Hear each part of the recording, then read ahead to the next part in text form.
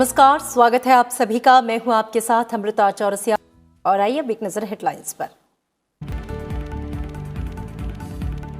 ऊर्जा के क्षेत्र में आत्मनिर्भरता की ओर देश का एक और कदम।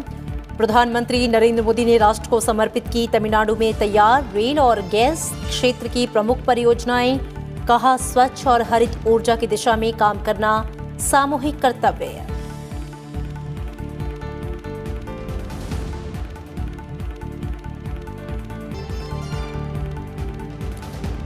कोरोना के दौर में भी भारतीय टेक्नोलॉजी ने खुद को साबित करने के साथ विकास की नई ऊंचाइयों को छुआ। प्रधानमंत्री नरेंद्र मोदी ने NASSCOM technology and leadership forum को किया संबोधित। भारतीय कंपनियों से दुनिया के लिए विश्व स्तरीय उत्पाद बनाने का किया आह्वान।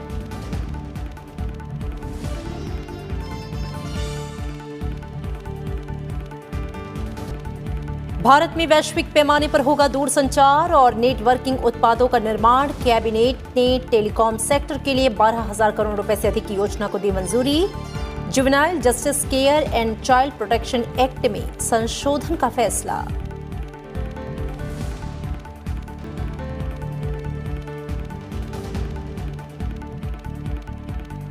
और केंद्र के प्रयासों से जम्मू कश्मीर में मजबूत हुई लोकतांत्रिक व्यवस्थाएं। जमीनी हालात का जायजा लेने पहुंचे विदेशी प्रतिनिधिमंडल को स्थानीय लोगों ने दी जानकारी। डीडीसी चुनावों और जिला ब्लॉक स्तर पर हुए सकारात्मक बदलावों से बढ़ा लोगों का भरोसा।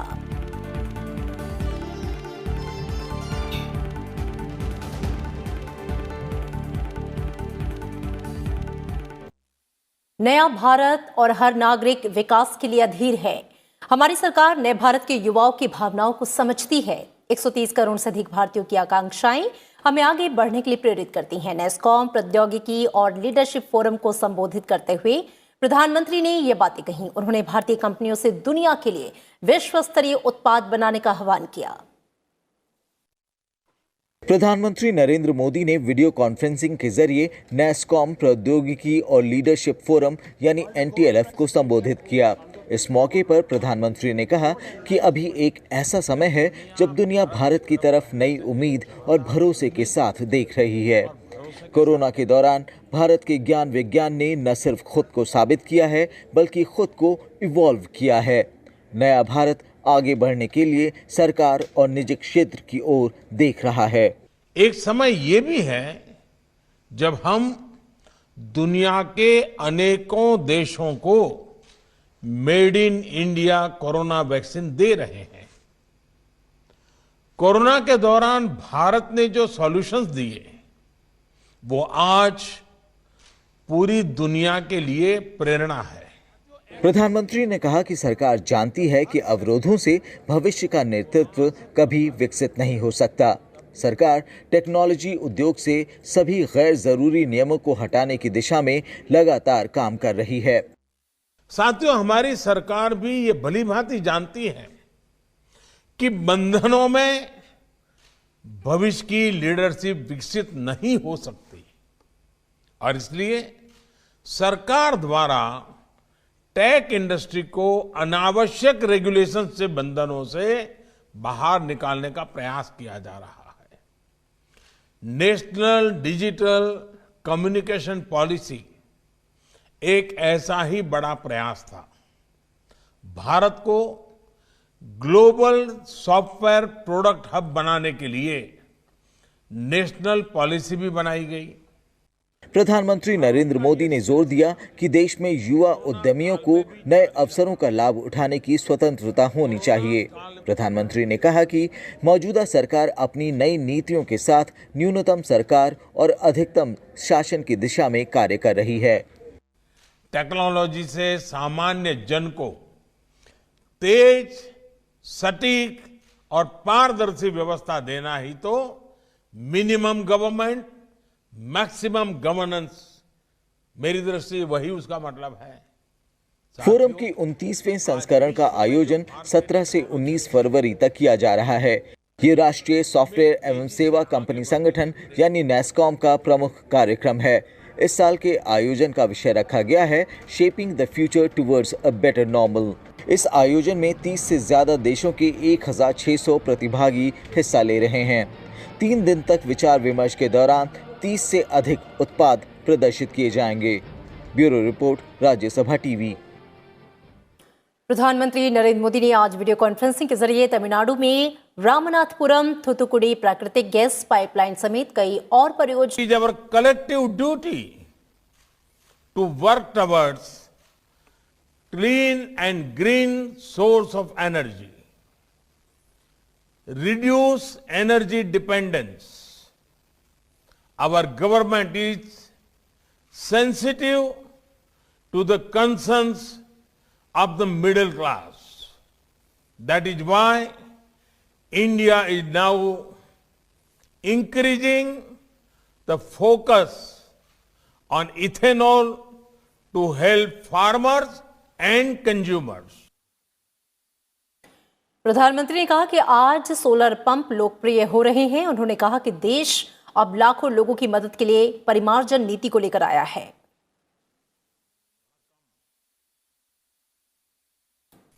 India has now come out with scrappage policy to help lakhs of people. More Indian cities have metro coverage than never before. Solar pumps are getting more popular. They are helping farmers greatly. India is working to meet the growing energy demand. India is also reducing our energy import dependence. At the same time, we are also diversifying our import sources. प्रधानमंत्री नरेंद्र मोदी कल video conferencing के जरिए असम के महाबाहु ब्रह्मपुत्र जलमार्ग का शुभारंभ करेंगे। साथ ही धुबरी फूलबाड़ी सेतु की आधारशिला रखेंगे और मजली पुल के निर्माण के लिए भूमि पूजन करेंगे। इस परियोजना का उद्देश्य भारत के पूर्वोत्तर क्षेत्रों में निर्बाध संपर्क प्रदान करना है। इसमें ब्रह्मपुत्र और बराक नदी के आसपास रहने वाले लोगों के लिए विभिन्न विकास की गतिविधियां शामिल हैं। महाबाहु ब्रह्मपुत्र जलमार्ग की शुरुआत से निमाती माजुली द्वीप, उत्तरी गुवाहाटी, दक्षिणी गुवाहाटी और धुबरी हार्ट्स सिमीमारी के बीच रोपैक्स पोत का संचालन होगा। इस दौरान जोगी घोपा में अंतर्देशीय जल परिवहन टर्मिनल का शिलान्यास और ब्रह्मपुत्र नदी पर विभिन्न पर्यटक जेटियों और ईज ऑफ डूइंग बिजनेस के लिए डिजिटल समाधान का शुभारंभ होगा। निमाती और मांजुली के बीच रोपैक्स पोत सेवा की शुरुआत से 420 किलोमीटर की कुल दूरी कम होकर केवल 12 किलोमीटर रह जाएगी। इससे इस क्षेत्र के लघु उद्योगों के लिए माल ढुलाई में तेजी आ सकेगी। कार्यक्रम में 4 स्थानों निमाटी, विश्वनाथ घाट, पांडु और जोगी घोपा पर पर्यटन मंत्रालय की 9 करोड़ 41 लाख रुपए की सहायता से पर्यटक जेटी के निर्माण के लिए शिलान्यास भी शामिल है। ये जेटी रिवर क्रूज टूरिज्म को बढ़ावा देगी, स्थानीय रोजगार पैदा करेगी और स्थानीय व्यापार में वृद्धि करेगी।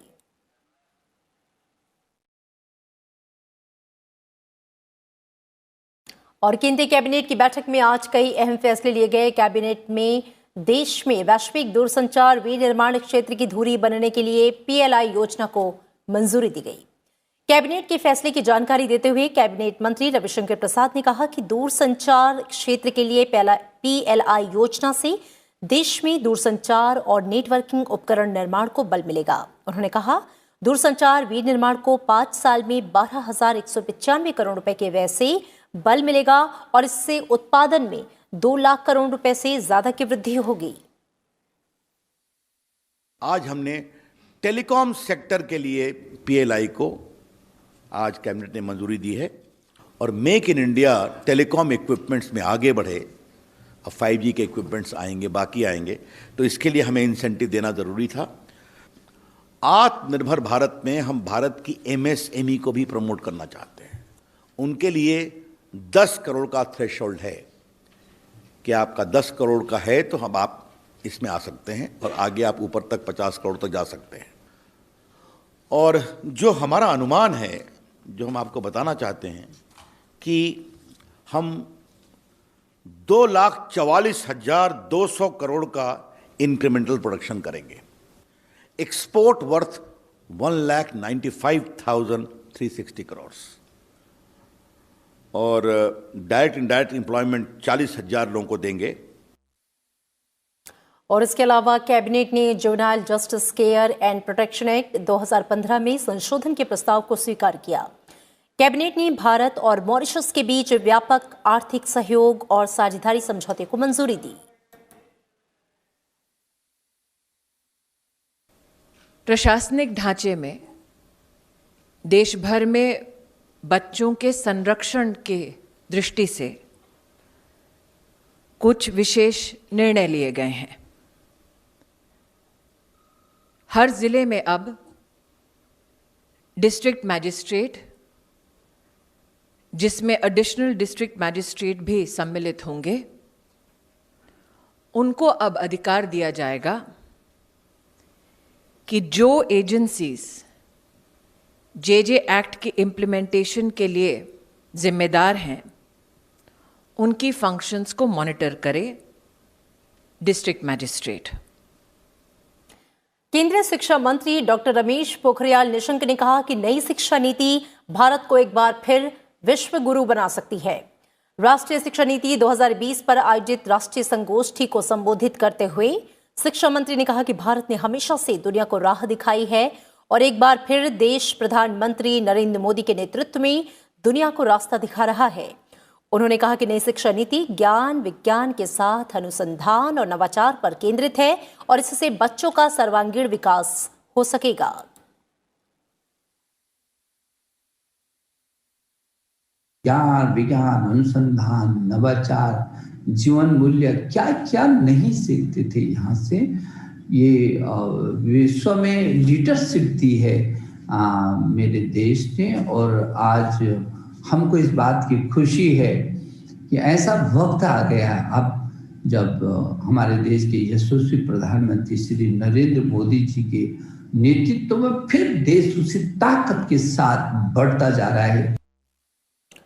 वित्त मंत्री निर्मला सीतारमण ने आम बजट की घोषणाओं में शिक्षा के क्षेत्र में महत्वपूर्ण ऐलान किया है। इस बजट में वित्त मंत्री निर्मला सीतारमण ने 15,000 से अधिक स्कूलों को राष्ट्रीय शिक्षा नीति के तहत गुणात्मक रूप से मजबूत बनाने की घोषणा पेश की है। एक रिपोर्ट। कोरोना की मार से प्रभावित शिक्षा क्षेत्र को उबारने के लिए सरकार ने आम बजट में कई अहम घोषणाएं की हैं। सरकार का जोर नई शिक्षा नीति के लक्ष्यों को पूरा करने पर है। नई शिक्षा नीति की जरूरतों को देखते हुए देश भर में 15,000 स्कूलों को मजबूती दी जाएगी। वहीं स्कूली शिक्षा की गुणवत्ता पर बढ़ाने पर भी जोर दिया जाएगा।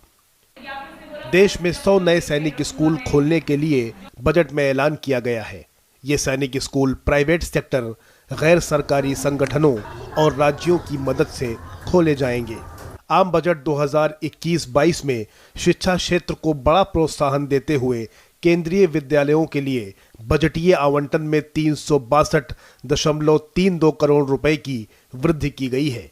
नवोदय विद्यालय के लिए बजटीय आवंटन भी 2020-21 की तुलना में बढ़ाकर 320 करोड़ रुपए कर दिया गया है। वहीं एनसीईआरटी के लिए भी 110.08 करोड़ रुपए का बजटीय प्रावधान किया गया है। राष्ट्रीय शिक्षा नीति के तहत लद्दाख में उच्च शिक्षा को बढ़ावा देने के लिए केंद्र स्थापित किए जाएंगे। वहीं लेह में एक केंद्रीय विश्वविद्यालय खोलने की घोषणा की गई है। इसके अलावा वित्त मंत्री ने बजट भाषण में हायर एजुकेशन कमीशन बनाने की भी घोषणा की है। शिक्षा से जुड़े जानकारों का मानना है कि शिक्षा के क्षेत्र में की गई घोषणाएं उच्च शिक्षा व्यवस्था में एक क्रांतिकारी बदलाव लाएंगी। ये हमारे देश की उच्च शिक्षा व्यवस्था में एक क्रांतिकारी बदलाव, मैं ये कह सकता हूँ कि एक क्रांतिकारी बदलाव ये लाएगा। और इसमें जो है तमाम सारे नियामक जो उच्च शिक्षा में काम कर रहे हैं, जैसे कि यूजीसी है, जैसे कि एआईसीटी है, जैसे कि national council of teacher education है, इन सबको मिलाकर के एक अम्ब्रेला रेगुलेटर की स्थापना एचईसीआई के रूप में की जाएगी। तो मेरा ये मानना है कि सरकार का पूरा फोकस जो है वो शिक्षा के क्षेत्र में है, शिक्षा की गुणवत्ता को बढ़ाने के क्षेत्र में है। आदिवासी बच्चों को शिक्षा की मुख्य धारा में शामिल करने के लिए इन इलाकों में 750 एकलव्य स्कूल बनाए जाएंगे। एक स्कूल पर 38 करोड़ रुपए खर्च होने का अनुमान लगाया गया है। अनुसूचित जातियों के छात्रों को 35,000 करोड़ रुपए की छात्रवृत्ति भी दी जाएगी। इस योजना के तहत 4 करोड़ छात्रों को फायदा होगा। वहीं 50,000 करोड़ की लागत से नेशनल रिसर्च फाउंडेशन बनाया जाएगा। शिक्षा से जुड़े जानकारों का मानना है कि शिक्षा के क्षेत्र में बदलाव लाने वाला अब तक का ये पहला बजट साबित होगा। अगर ये कहें तो अतिशयोक्ति नहीं होगी कि आजाद भारत का ये सबसे उत्तम बजट है, जिससे कि दलित, गरीब, पिछड़ा, जनजातीय आबादी लाभ उठाएगा और आगे आएगा। कोरोना काल में शिक्षा का क्षेत्र अभूतपूर्व बदलाव के दौर से गुजरा था। महामारी ने शिक्षा क्षेत्र को काफी हद तक नुकसान पहुंचाया। संकट के दौर में स्कूलों को अपने वजूद को बनाए रखने में काफी मुश्किलों का सामना करना पड़ा। मौजूदा वक्त में शिक्षा क्षेत्र में सुधारों की अहम जरूरत बताई जा रही है। ऐसे में ये क्षेत्र बजट की ओर उम्मीद भरी निगाहों से देख रहा है। केंद्र सरकार के प्रयासों से जम्मू कश्मीर में लोकतांत्रिक व्यवस्था मजबूत हुई है। डीडीसी और पंचायतों के सफल चुनाव से हुए सकारात्मक बदलाव से स्थानीय लोगों का भरोसा बढ़ा है। जमीनी हालात का जायजा लेने पहुंचे विदेशी राजनयिकों के प्रतिनिधिमंडल से मुलाकात में कश्मीर के लोगों ने ये बात कही। यूरोप और अफ्रीका समेत कई देशों के राजदूतों का एक दल 2 दिन की जम्मू कश्मीर की यात्रा पर है। आज श्रीनगर पहुंचने के बाद प्रतिनिधिमंडल ने बडगांव में जिला विकास परिषद के सदस्यों, पंचों और सरपंचों से मुलाकात की। जिला विकास परिषदों के नवनिर्वाचित सदस्यों ने उनको जम्मू कश्मीर में लोकतांत्रिक संस्थाओं को मजबूत करने और पंचायतों को वित्तीय अधिकार देकर उनके सशक्तिकरण करने के सरकार के कदम की जानकारी दी।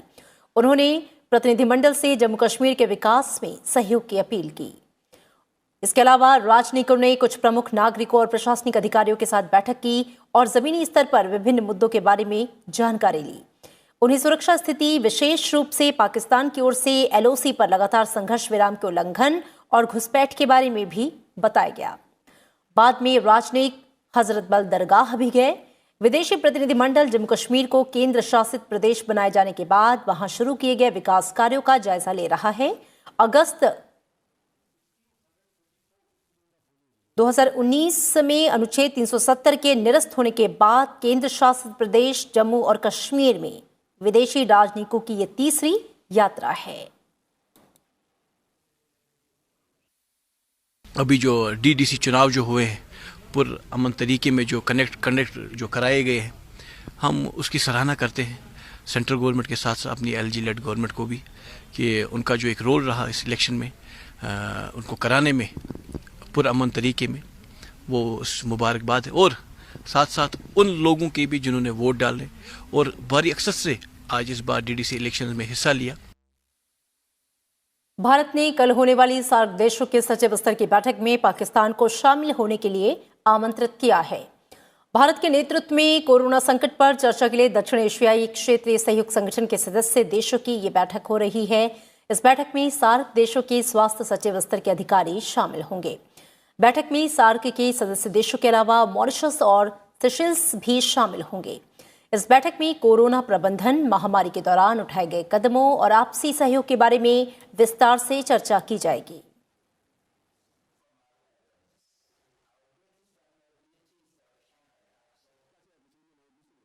और टूल किट मामले की आरोपी निकिता जैकब को बंबई हाई कोर्ट से राहत मिली है। अदालत ने निकिता को 3 हफ्ते की ट्रांजिट अग्रिम जमानत दी है। और इसी बीच खबर यह है कि टूल किट मामले में अन्य आरोपी शांतनु मुलुक के घर से तलाशी के दौरान कंप्यूटर, हार्ड डिस्क और अन्य सामान जब्त किया गया है। और इस बीच 26 जनवरी को निकाली गई ट्रैक्टर परेड के दौरान लाल किला पर हुई हिंसा के मामले में पुलिस ने एक और आरोपी मनिंदर सिंह को गिरफ्तार किया है। मनिंदर सिंह के पास से पुलिस ने 2 तलवार बरामद की। दिल्ली पुलिस के स्पेशल सेल ने मनिंदर को कल प्रीतमपुरा के पास से गिरफ्तार किया। और चलते चलते एक बार फिर आपसे अपील, कोरोना महामारी के खिलाफ पूरा देश एकजुट होकर लड़ रहा है। आप भी हमारे साथ सुरक्षा और बचाव के एहतियाती उपायों का संकल्प लें। अपना मास्क अच्छी तरह से पहने, 2 गज की दूरी का पालन करें, सुरक्षित दूरी बनाए रखें, साथ ही अपने हाथों को बार बार धोएं।